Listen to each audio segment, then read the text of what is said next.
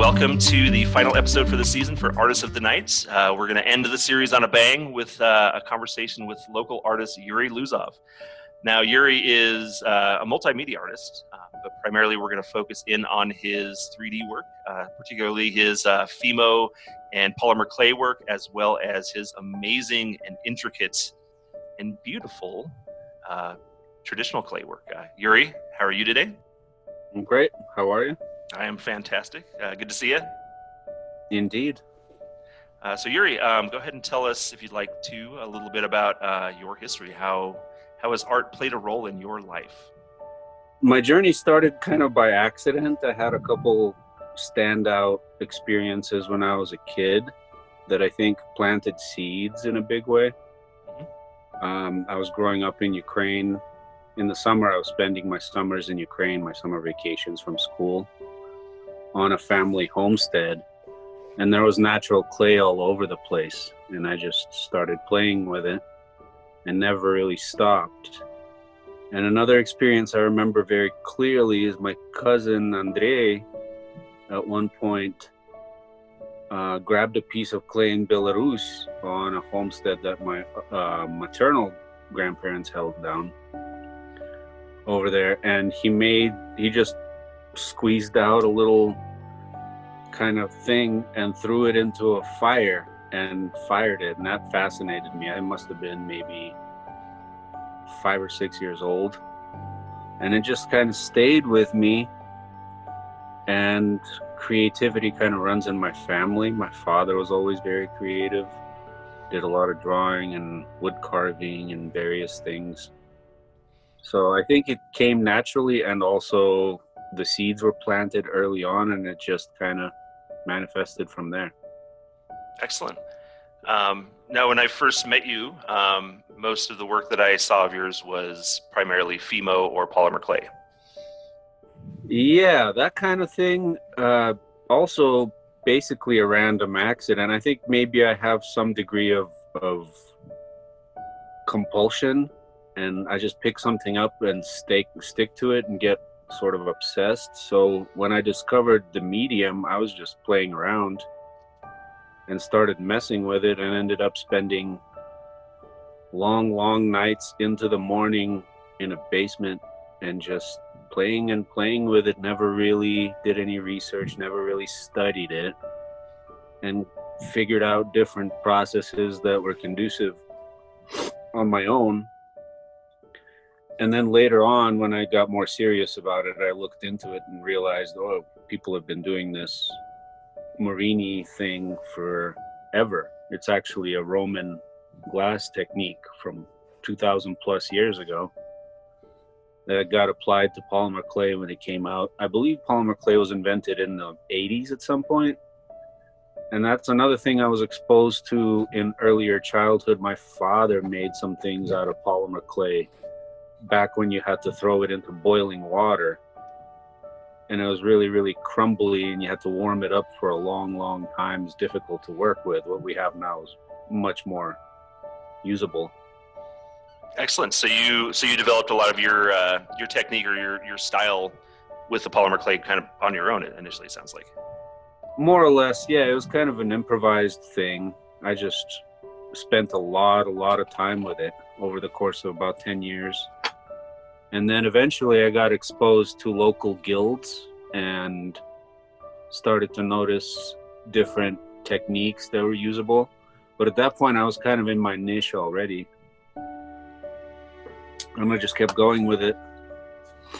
And then I put it down for ceramics probably about 12 years ago. I got more serious about ceramics and got introduced to a community in New Mexico, and I put the polymer clay down because I just couldn't have enough time to do both.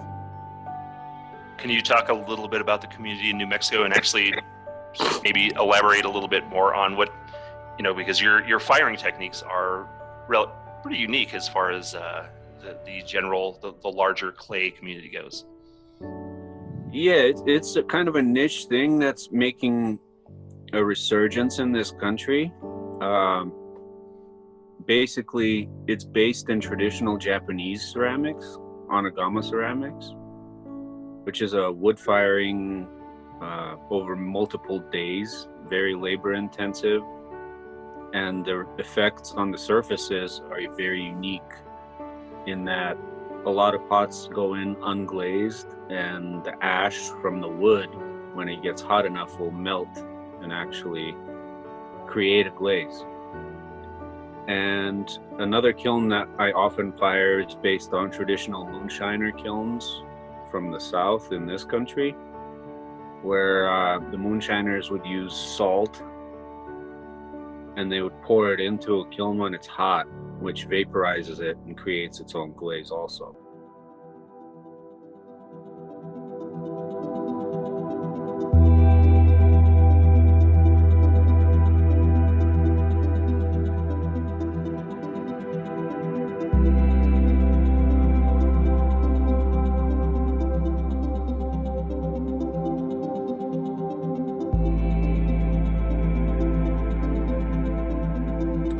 This bowl is a really good example of wood fire effects. You can see the wad marks in the center and the trailing of carbon behind it, the carbon being trapped into the surface.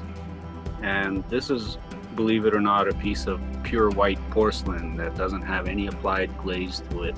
All the effects on the piece are natural from the kiln atmosphere. It was hanging upside down right up front where the big firebox is. So it got plenty hot, and the ash was building up on top of the bowl and dripping downward, and also the flame was licking underneath and coming across and creating a glossy green looking ash. And there is a trail off with the dark parts of the pot is where carbon is getting trapped in the surface. And the orange marks around the wads are areas that were protected by the wad itself. And that's called flashing, where the trace iron, which in white porcelain is minimal, comes to the surface and creates that orange color. So that piece was pure white porcelain before it went into the kiln? Yeah, there's nothing applied, nothing brushed on. It's just ash and flashing.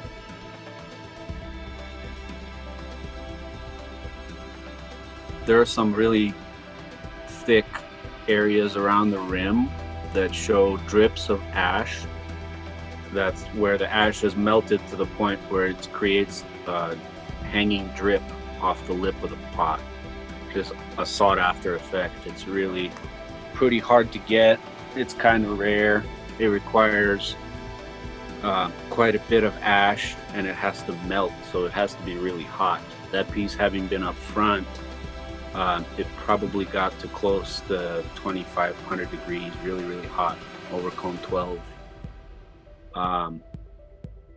Yeah, and the pattern inside is one of my favorite patterns that I've been using for quite some time, where it's a 10-sided rosette that I cut down to a pentagon and assembled 6 of them together.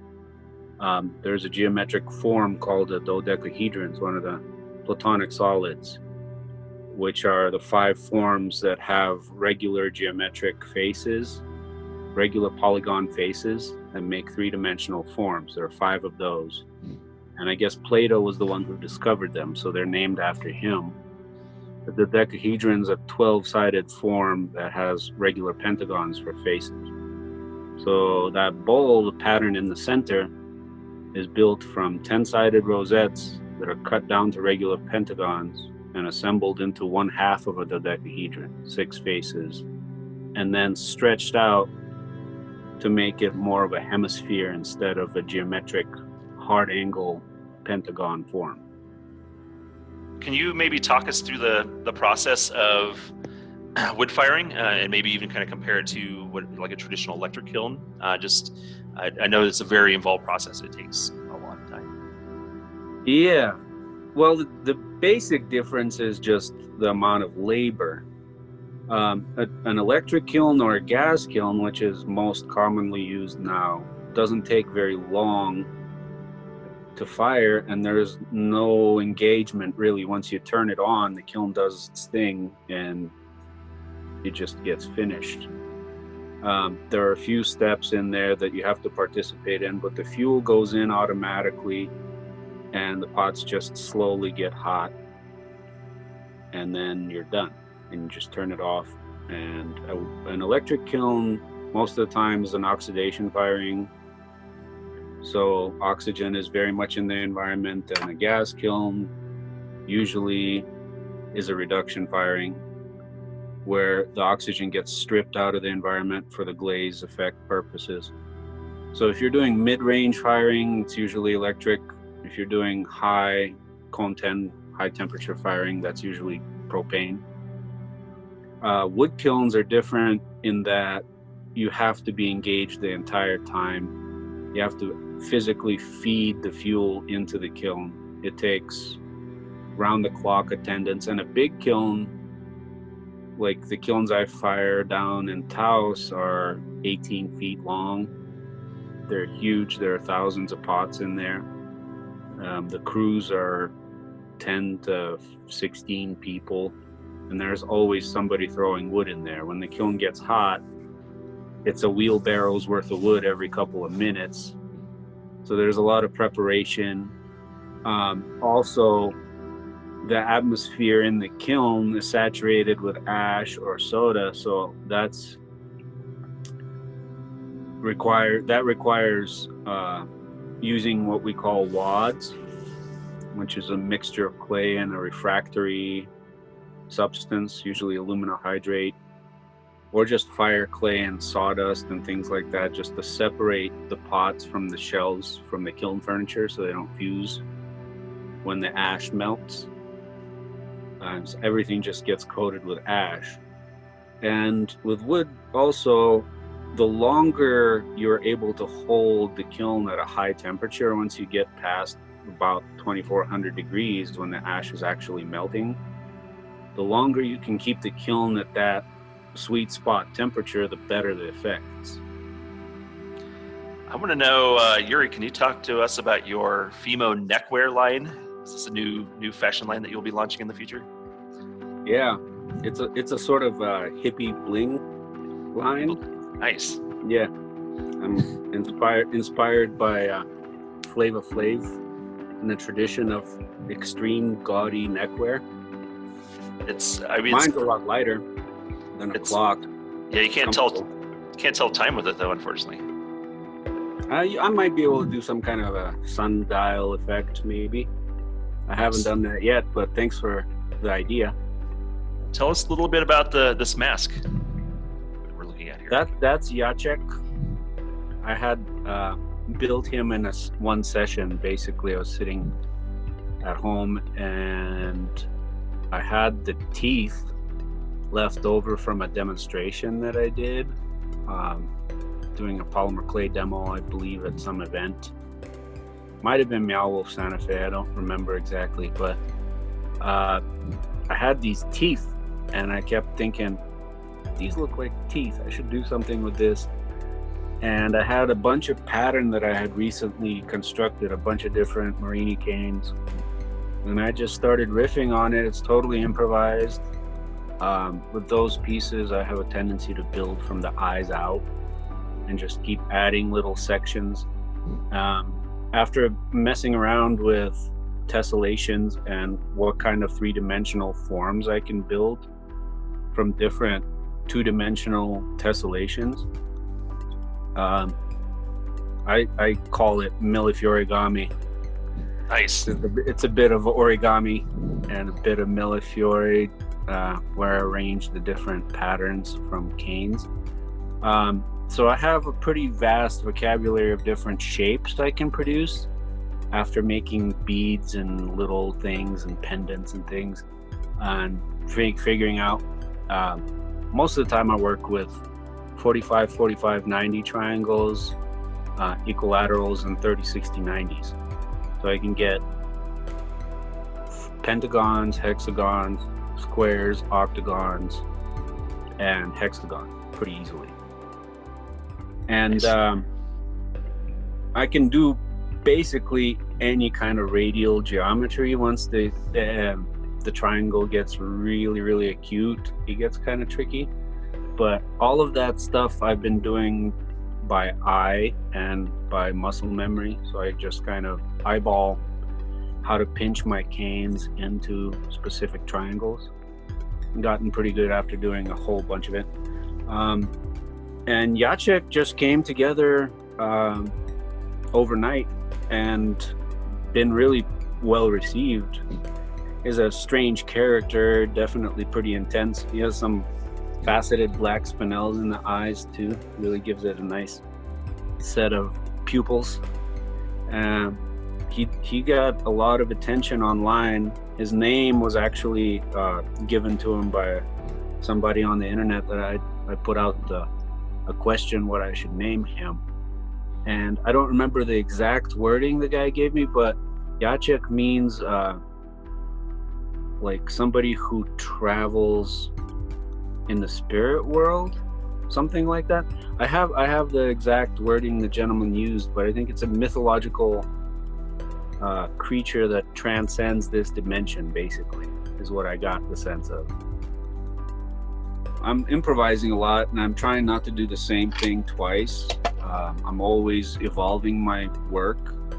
The body work itself, it kind of feeds on previous incarnations. I use a lot of molds nowadays. I kind of started doing that about maybe 5 years ago. I just decided I'm going to try to mess with some pressing of texture, because I noticed how textures are really conducive.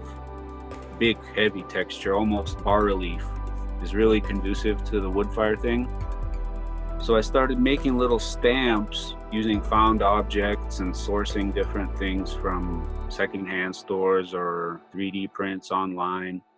And I started building up a language, sort of like an alphabet of geometric molds. And I just use clay. I press things into clay and do some carving on it, and then I fire those in an electric kiln, low temperature, to where they're still porous, and then they can be used to press wet clay onto and copy over the design.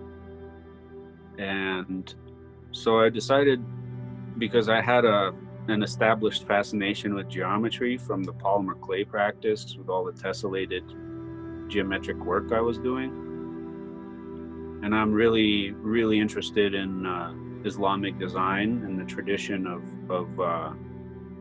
the Middle East, where basically my understanding is that they were not allowed to represent the images of their deities. So to represent the holy ideas, they used intricate pattern and geometry in all their temples. So Yuri, this piece appears to be kind of a hybrid of your different techniques. Yeah, this is the tetrapussy. She's a female 4-tentacled octopus critter. And it's a piece of ceramic that I did a really, really long time ago, because you can tell it's not wood fired. It's actually cone 6 electric glaze fired. But the form is still very much in my style. It looks like a piece of coral. And it had some damage on it. There were some chips that happened to the piece, and I was trying to figure out what I can do to salvage it, not to have to get rid of it or still make it a viable piece of sculpture. And I decided, if I add some polymer clay to it and cover up these broken parts of the ceramic, it would work. And it went from there to this really elaborate hybrid sculpture, and I'm definitely interested in doing more of that kind of stuff, combining the two together. It's a really nice juxtaposition of the bright geometric polymer clay stuff with the really flowy organic ceramic. She also has hand-blown glass eyes that a friend of mine made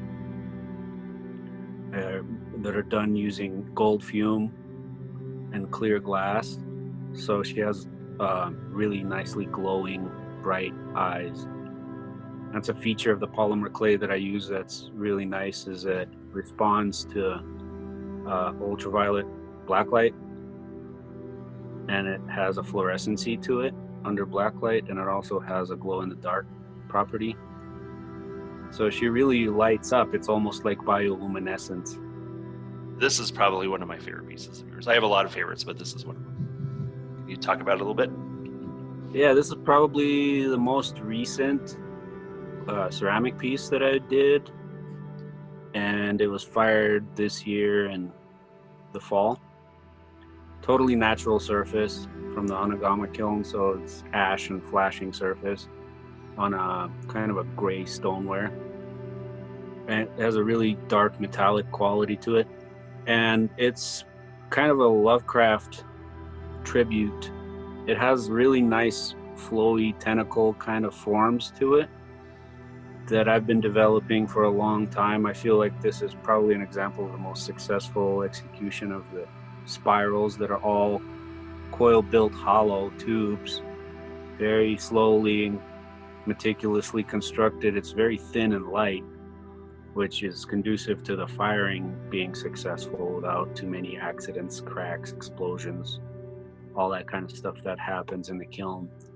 The forms kind of sagged under their own gravity when they were melted in the kiln, but nothing really broke, which is cool. It kind of closes in a lot of the forms and tightens them together, make it even more fascinating that they survived.